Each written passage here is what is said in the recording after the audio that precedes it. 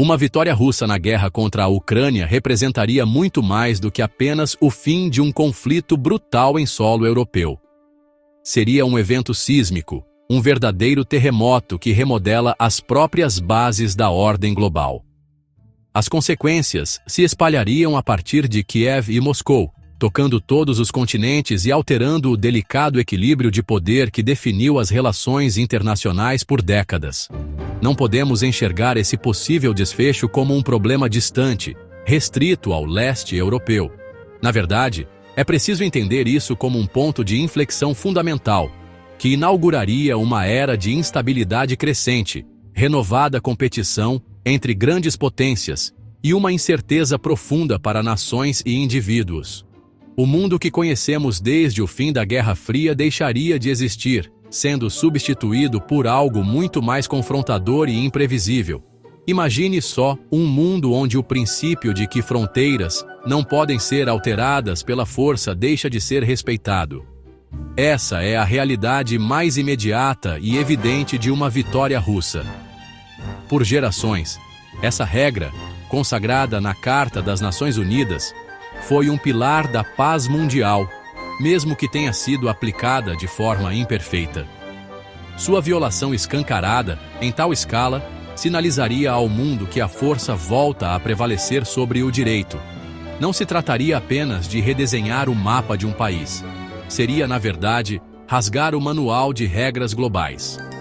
O precedente seria catastrófico, criando um ambiente muito mais perigoso, onde nações poderosas se sentiriam encorajadas a buscar ambições territoriais contra vizinhos mais fracos, sabendo que a comunidade internacional pode ser impotente ou relutante em detê-las.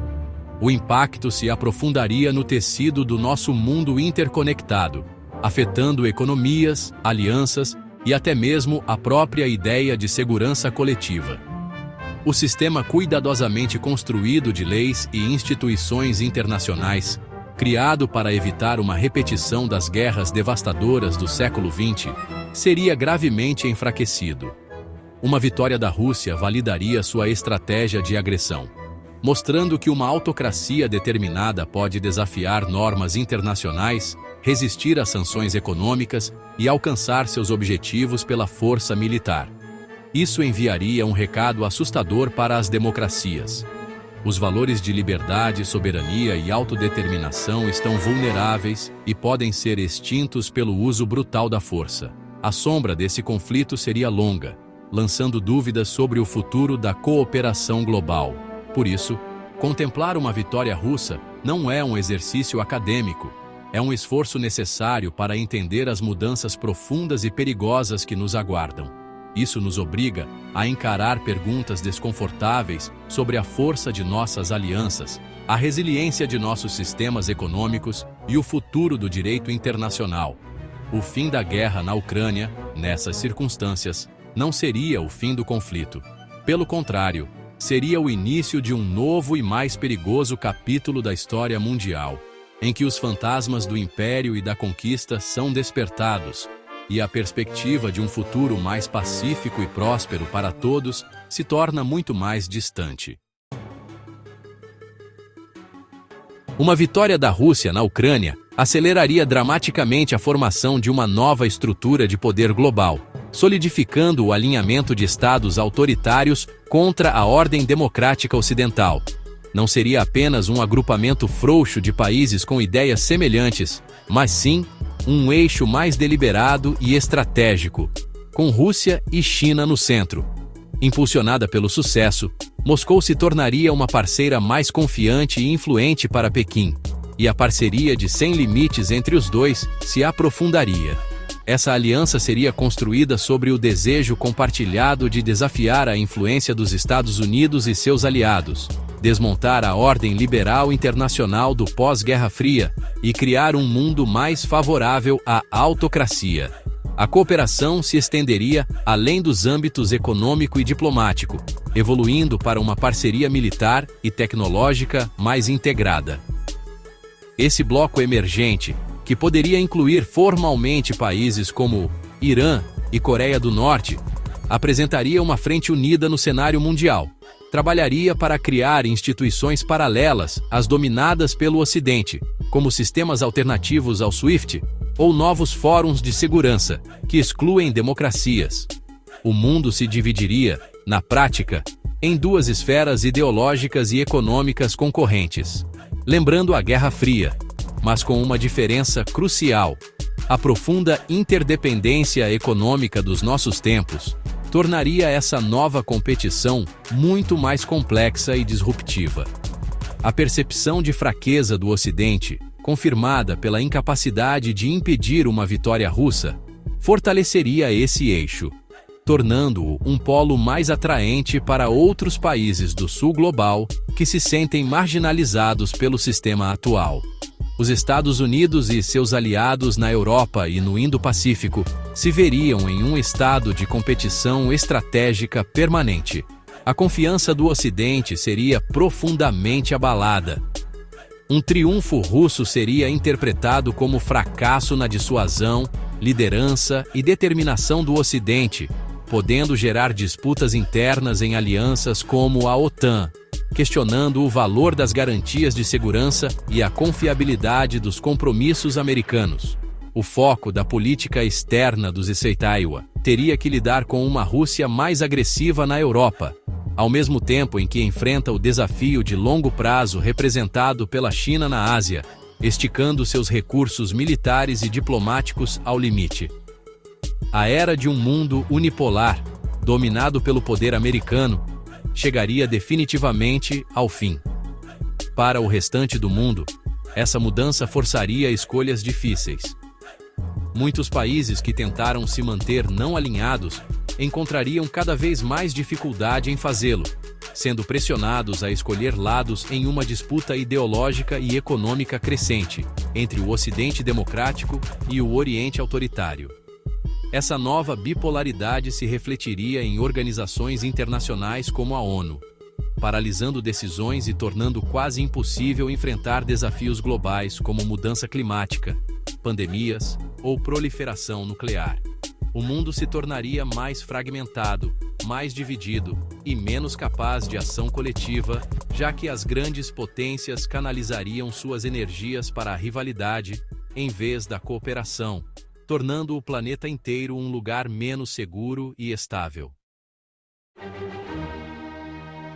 Para a Europa, uma vitória russa seria um evento catastrófico, transformando fundamentalmente o cenário de segurança do continente por gerações. O amortecedor que uma Ucrânia soberana e independente proporcionava deixaria de existir. Em seu lugar, um exército russo vitorioso e experiente estaria posicionado diretamente nas fronteiras de vários membros da OTAN, incluindo Polônia, Eslováquia, Hungria e Romênia. Isso criaria uma nova linha de frente fortemente militarizada, estendendo-se do Mar Báltico, no norte, ao Mar Negro, no sul. O continente mergulharia em um estado de tensão permanente, um impasse nervoso muito mais perigoso e volátil do que o experimentado durante a Guerra Fria. O sonho de uma Europa inteira, livre e em paz, seria destruído, dando lugar à dura realidade de um continente dividido e perpetuamente à beira de um conflito mais amplo. A OTAN seria forçada à sua transformação mais significativa desde a fundação. A postura da aliança teria que mudar de dissuasão por reforço para dissuasão por negação. Ou seja, seria necessário manter forças suficientes permanentemente posicionadas no flanco leste para repelir um ataque sem depender de reforços vindos da América do Norte. Isso exigiria Media Group, European Parliament's Voting on Defense Budgets, Military Hardware Manufacturing, Defense Spending Graphs, Stock Distribute e Equally. Um aumento massivo e contínuo dos gastos europeus em defesa, uma grande expansão da capacidade industrial militar e, possivelmente, a reintrodução do serviço militar obrigatório em alguns países. O centro de gravidade da Europa se deslocaria para o leste, com países como Polônia e os Estados Bálticos, tornando-se os novos guardiões da linha de frente, e suas preocupações de segurança dominando a agenda europeia. A sensação de segurança desfrutada há décadas pelos europeus ocidentais desapareceria. A ameaça não seria apenas convencional. A Rússia se sentiria encorajada a intensificar suas táticas de guerra híbrida contra as nações europeias, incluindo Media Group, Power Plant Control Room Under Cyber Attack Simulation, Digital Map Showing Cyber Threats, Emergency Services During Blackout, Stock e Distribute Equally. Cyberataques mais agressivos a infraestruturas críticas, campanhas sofisticadas de desinformação para semear divisão social e política, interferência em eleições e atos de sabotagem. Países com minorias russas ou laços históricos com Moscou, como os Estados Bálticos ou nações dos Balcãs, se sentiriam especialmente vulneráveis a essa subversão. A vitória do Kremlin na Ucrânia serviria como prova de que seu modelo de desestabilização e agressão funciona, incentivando-o a testar a determinação da OTAN de maneiras novas e imprevisíveis, talvez fabricando uma crise em locais como o corredor de Suwałki ou na Moldávia. Essa nova realidade também colocaria pressão sobre a relação transatlântica. A incerteza sobre futuros compromissos políticos americanos, especialmente diante do crescimento de sentimentos isolacionistas nos Estados Unidos, criaria grande ansiedade na Europa. Os países europeus seriam forçados a acelerar a busca por autonomia estratégica, desenvolvendo a capacidade de defender o continente sem depender fortemente de Washington. Embora isso possa fortalecer a unidade europeia a longo prazo, o processo seria marcado por desacordos internos sobre estratégia, divisão de encargos e liderança. O continente se tornaria uma fortaleza, com recursos desviados de programas sociais e desenvolvimento econômico para o preparo militar, alterando profundamente o modo de vida europeu. Uma vitória russa na Ucrânia criaria um precedente internacional extremamente perigoso, legitimando, na prática, o uso da força militar para alcançar ambições territoriais. O princípio central da Carta das Nações Unidas, a proibição de adquirir território pela guerra, perderia seu sentido prático. Isso enviaria um sinal claro e alarmante para outros poderes revisionistas e aspirantes a hegemonias regionais em todo o mundo.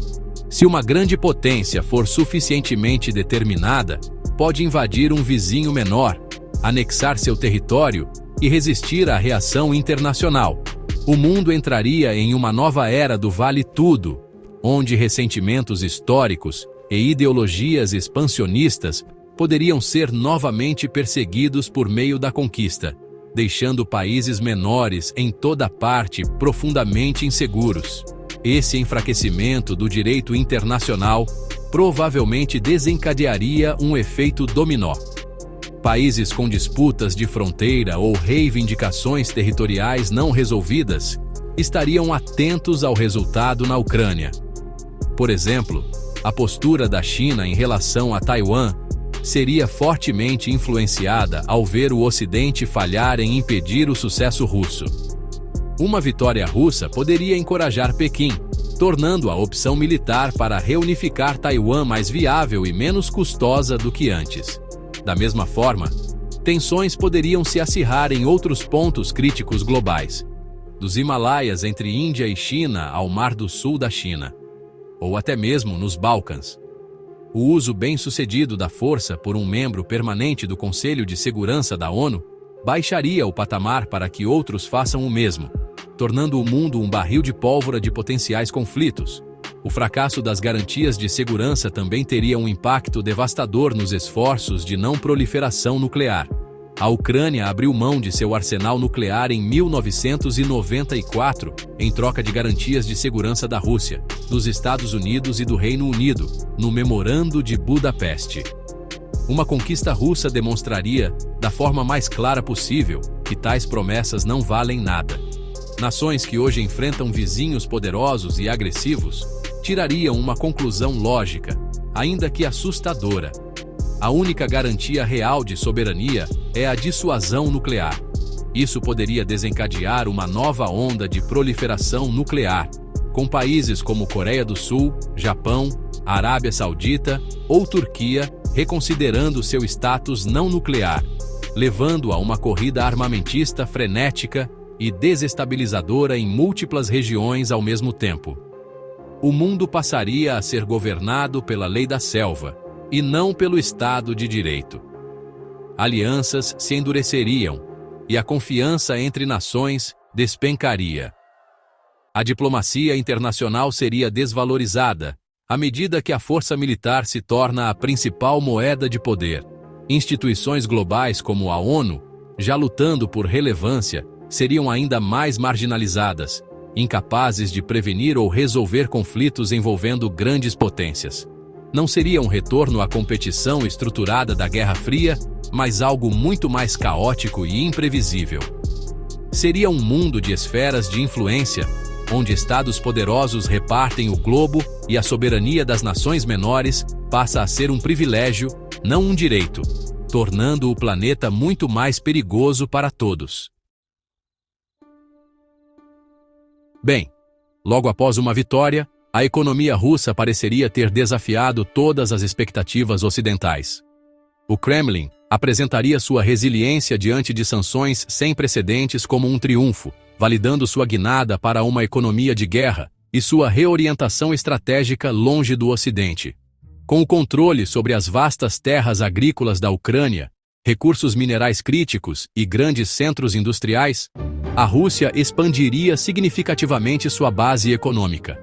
Ela também ganharia controle total sobre portos-chave do Mar Negro, adquirindo assim um domínio sobre uma parte significativa do fornecimento mundial de grãos e óleo de girassol, o que, claro, seria uma poderosa alavanca de influência para pressionar outros países, especialmente no mundo em desenvolvimento.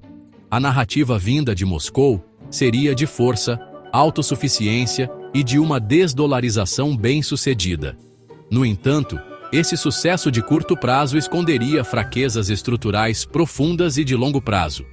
A economia russa se tornaria perigosamente dependente dos gastos militares e de projetos liderados pelo Estado, um modelo que, sinceramente, é insustentável sem o estímulo constante de conflitos ou de enormes gastos governamentais.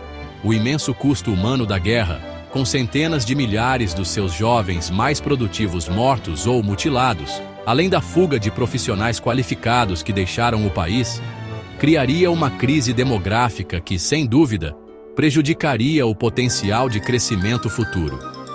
A economia seria grande, mas tecnologicamente estagnada, isolada da inovação ocidental, de investimentos e dos componentes de alta tecnologia necessários para modernizar setores além do militar. A dependência das exportações de commodities, especialmente energia, se tornaria ainda mais acentuada. Embora a Rússia tenha conseguido redirecionar seu petróleo e gás para novos mercados, como China e Índia, muitas vezes foi forçada a vender com descontos significativos, reduzindo assim suas margens de lucro. Uma Rússia vitoriosa ainda enfrentaria um mercado global de energia que está, cada vez mais, diversificando suas fontes e se afastando dos suprimentos russos. O futuro econômico de longo prazo do país ficaria cada vez mais atrelado aos caprichos de poucos compradores grandes, particularmente a China, colocando Moscou numa posição de dependência econômica em relação a Pequim. Essa falta de diversificação e inovação acabaria levando à estagnação econômica, tornando difícil manter o padrão de vida da população quando o fervor patriótico da vitória se dissipar. No fim das contas, uma vitória militar poderia se traduzir em uma derrota econômica de longo prazo. O custo de ocupar e pacificar uma população ucraniana hostil, somado à necessidade de reconstruir infraestruturas devastadas nos territórios anexados, seria um dreno colossal e interminável sobre o orçamento federal russo. Recursos que poderiam ser investidos em saúde, educação ou infraestrutura dentro da própria Rússia seriam direcionados para manter o controle sobre seus novos e ressentidos súditos. Portanto, a vitória seria de fato pírrica.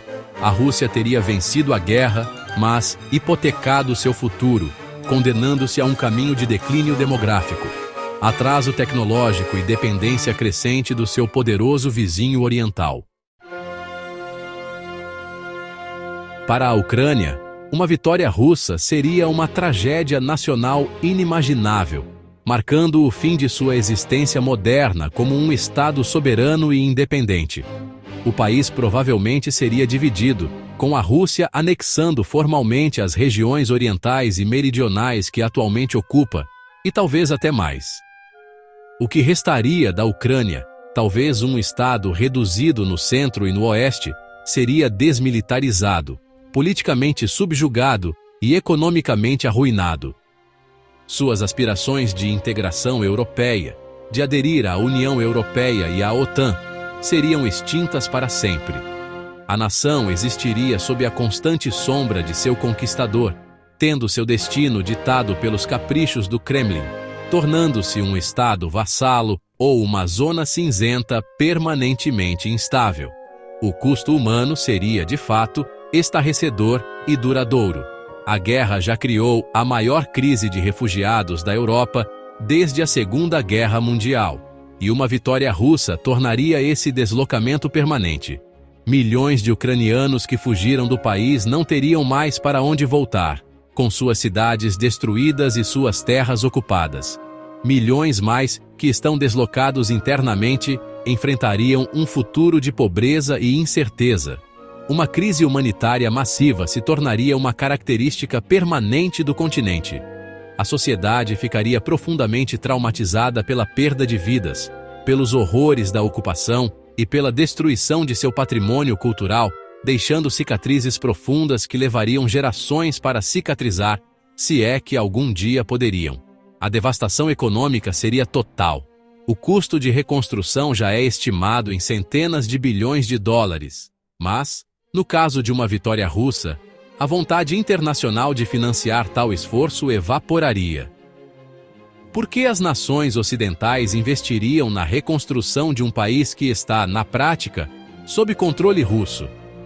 A economia ucraniana, despojada de seus corações industriais mais valiosos, de seu acesso ao mar e de suas terras agrícolas mais férteis, entraria em colapso. O território remanescente se tornaria um deserto econômico, totalmente dependente do pouco que a Rússia fornecesse ou da ajuda humanitária de um Ocidente exausto, pelo que já se chama de fadiga da Ucrânia.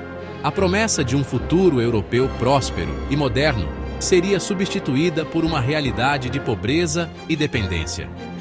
A vida nos territórios ocupados seria um pesadelo de repressão.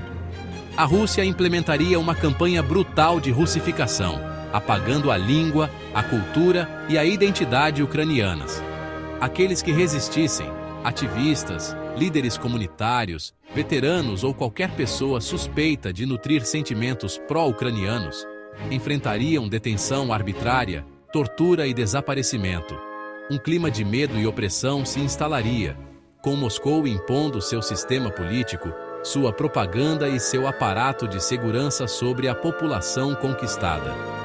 Mesmo com uma vitória formal, a Rússia provavelmente enfrentaria uma longa e sangrenta insurgência, já que uma geração de ucranianos criada nos ideais de liberdade e independência se recusaria a se submeter, garantindo que o conflito continuasse a arder por muitos anos.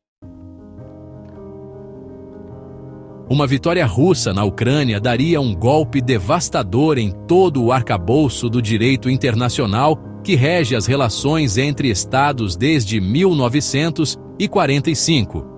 O princípio mais fundamental desse sistema, consagrado na Carta das Nações Unidas, é a proibição do uso da força para alterar fronteiras ou adquirir território. Ao invadir com sucesso um vizinho soberano e anexar suas terras, a Rússia teria demonstrado que essa regra fundamental pode ser quebrada impunemente por uma grande potência. Isso não seria uma infração menor, mas sim um ataque direto ao coração da ordem jurídica global, sinalizando, na prática, um retorno a uma era anterior e mais brutal, em que a conquista era uma ferramenta aceita da política internacional. A autoridade das instituições globais criadas para sustentar essa ordem ficaria em frangalhos. O Conselho de Segurança da ONU, já frequentemente paralisado pelo poder de veto de seus membros permanentes, seria exposto como completamente ineficaz numa crise envolvendo um dos seus próprios membros. As ordens da Corte Internacional de Justiça, que exigiram que a Rússia cessasse suas operações militares, teriam sido abertamente desafiadas e ignoradas. Os mandados de prisão emitidos pelo Tribunal Penal Internacional para Vladimir Putin se tornariam gestos simbólicos, evidenciando a incapacidade do tribunal de levar líderes poderosos à justiça. Isso criaria um sistema de justiça internacional de dois níveis, um para estados pequenos e fracos e outro para os poderosos, que estariam acima da lei. Esse ambiente de impunidade teria consequências profundas, fomentando uma espécie de lei da selva nas relações internacionais. Se as regras não se aplicam aos fortes, por que deveriam valer para os demais?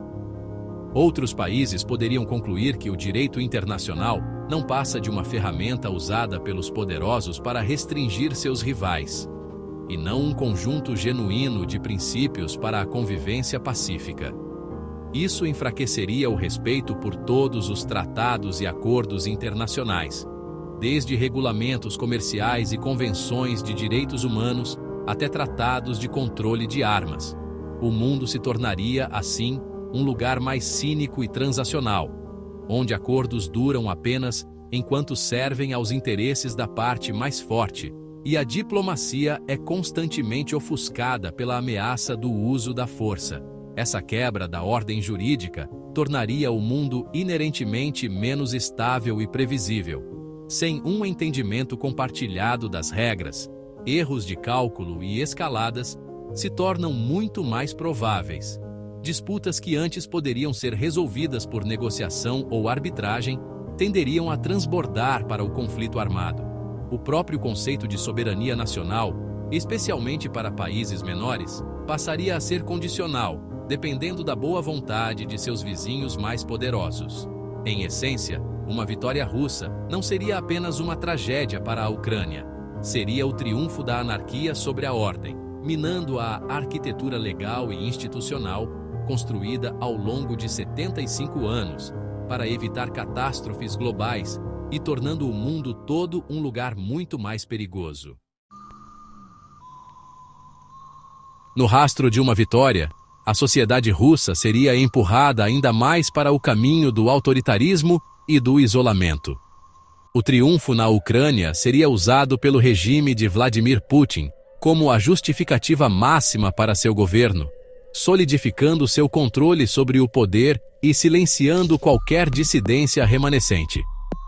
A propaganda estatal celebraria sem trégua o sucesso militar, apresentando-o como uma vitória histórica contra o Ocidente decadente e hostil, e como a restauração do lugar legítimo da Rússia como grande potência.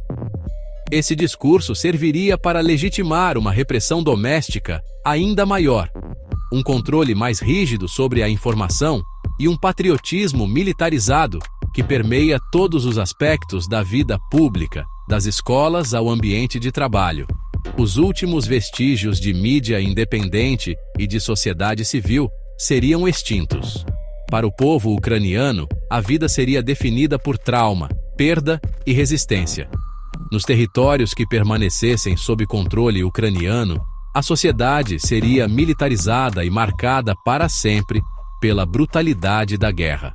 A identidade nacional se forjaria em oposição feroz à Rússia, mas a nação estaria empobrecida e diante de uma tarefa monumental, cuidar de seus feridos, veteranos e cidadãos deslocados. Nas áreas ocupadas pela Rússia, a população viveria sob um regime severo de opressão. Seria implementado um esforço sistemático para apagar a identidade ucraniana, com a língua suprimida, a história reescrita e as crianças doutrinadas em uma visão de mundo pró-Rússia. O medo se tornaria uma realidade cotidiana, com os serviços de segurança russos caçando qualquer um considerado desleal. O impacto psicológico sobre ambas as sociedades seria profundo e duradouro. Muitos russos, alimentados por uma dieta constante de mídia estatal, internalizariam a narrativa oficial da vitória, mas uma inquietação subterrânea provavelmente persistiria devido ao imenso custo humano e ao crescente isolamento internacional do país. A ferida moral de participar ou consentir silenciosamente com uma guerra brutal de agressão deixaria uma mancha sombria na consciência nacional. Para os ucranianos, o trauma coletivo da invasão, da ocupação e da perda seria uma marca definidora de sua história nacional por gerações. A memória de entes queridos perdidos, casas destruídas e um futuro roubado alimentaria um ressentimento profundo e duradouro, provavelmente manifestando-se em uma insurgência ou movimento de resistência de longo prazo. No fim das contas, a guerra aprisionaria as duas sociedades em um futuro sombrio. A Rússia teria conquistado o território, mas perdido a chance de se tornar um membro moderno, próspero e integrado da comunidade mundial, optando por um futuro de estagnação e repressão. A Ucrânia teria perdido seu território e sua soberania, condenando seu povo a viver em um estado reduzido e devastado ou sob o domínio dos conquistadores. A vitória não traria paz nem encerramento. Em vez disso, criaria uma ferida aberta permanente no coração da Europa, garantindo que a hostilidade e o conflito entre os dois povos continuariam por décadas. Um destino trágico para duas nações tão intimamente entrelaçadas pela história e pela cultura. Refletir sobre as consequências de uma vitória russa na Ucrânia é uma tarefa dura, mas essencial, pois esse futuro potencial não é uma abstração distante. Trata-se de uma ameaça direta à segurança, à estabilidade e aos valores de que pessoas do mundo inteiro, muito além das fronteiras da Europa, passaram a depender. O desfecho desta guerra vai definir o caráter do século XXI. Um mundo onde uma nação poderosa pode invadir com sucesso seu vizinho e anexar território à força, é um mundo onde nenhum país pequeno está seguro. É um mundo onde os princípios de soberania e autodeterminação, que permitem a coexistência pacífica de nações diversas, são substituídos pela imposição bruta do poder. Esse é um futuro que deve preocupar a todos, independentemente da nacionalidade. O potencial para uma nova era globalizada de conflitos é muito real. Um triunfo russo encorajaria outros regimes autoritários, criando um eixo mais confiante e agressivo, que buscaria ativamente minar instituições e normas democráticas em todo o mundo. Isso levaria a um planeta mais fragmentado e perigoso, com blocos econômicos em confronto, competição tecnológica se transformando em guerra digital e o risco de um erro de cálculo culminando em uma guerra entre grandes potências aumentando dramaticamente. A instabilidade não ficaria restrita ao leste europeu. Ela se espalharia por cadeias globais de suprimentos, mercados de energia e segurança alimentar, afetando o dia a dia e o bem-estar econômico de famílias da África à América do Sul, passando pela Ásia. Além disso, a erosão do direito internacional e o enfraquecimento das instituições globais nos deixariam todos mais vulneráveis. Os mecanismos de cooperação necessários para enfrentar desafios existenciais compartilhados, desde mudanças climáticas e futuras pandemias até a proliferação nuclear, ruiriam em um ambiente de rivalidade geopolítica intensa. Quando as grandes potências veem o mundo como um jogo de soma zero, a colaboração em questões que afetam toda a humanidade se torna praticamente impossível. Uma vitória da agressão na Ucrânia seria, na verdade, uma derrota para a cooperação global, atrasando o progresso em nossos problemas mais urgentes e tornando um futuro sustentável e próspero para o planeta muito mais difícil de alcançar. Por isso, entender o que está em jogo é uma questão de interesse próprio urgente. Não se trata de escolher um lado em um conflito distante. Trata-se de reconhecer que os princípios defendidos na Ucrânia são universais. São eles que impedem o retorno a um mundo de guerras e conquistas constantes. Contemplar o caminho sombrio que uma vitória russa nos levaria é fundamental, pois esclarece as escolhas que precisamos fazer hoje. Destaca a importância de manter uma ordem internacional baseada em regras, de apoiar o direito das nações de escolher seu próprio destino e de trabalhar coletivamente para garantir que a agressão não seja recompensada. O futuro ainda não está escrito, e é nossa responsabilidade coletiva impedir que esse cenário perigoso se torne realidade.